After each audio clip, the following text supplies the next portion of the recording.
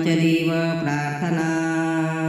वक्रतुण्ड महाकाय सूर्यकोटिसमप्रभ निर्विघ्नं कुरु मे देव सर्वकार्येषु सर्वदा।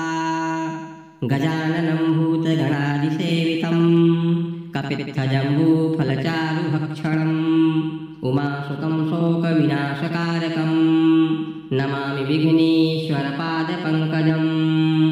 सर्वमङ्गलमाङ्गल्ये शिवे सर्वार्थसाधिके शरण्ये त्र्यम्बके गौरी नारायणी नमोऽस्तुते। नमो देव्यै महादेव्यै शिवायै सततं नमः। नमः प्रकृत्यै भद्रायै नियताः प्रणताः स्मताम्। मङ्गलं भगवान् विष्णुः मङ्गलं गरुडध्वजः मङ्गलं पुण्डरीकाक्षः मङ्गलाय तनोहरिः। राम रामेति रामेति रमे रामे मनोरमे सहस्रनाम तत्तुल्यं रामनाम वरानने। कृष्णाय वासुदेवाय हरये परमात्मने प्रणतः क्लेशनाशाय गोविन्दाय नमो नमः। आदिदेव नमस्तुभ्यं प्रसीद मम भास्कर।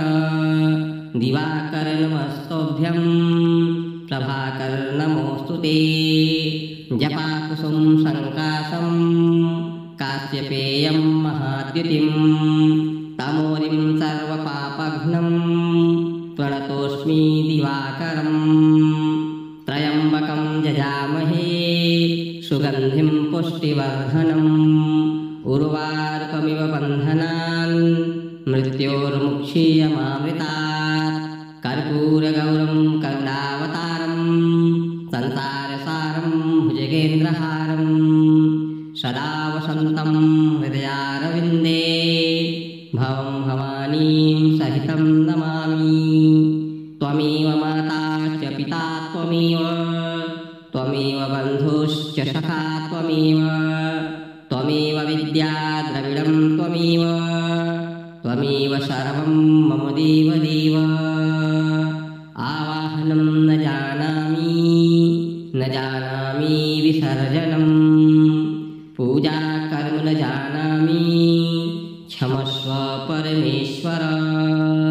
मन्त्रहीनं क्रियाहीनं भक्तिहीनं सुरेश्वर। यत पूजितं मया देव परिपूर्णं तदस्तु मे। यत पूजितं मया देव परिपूर्णं तदस्तु मे।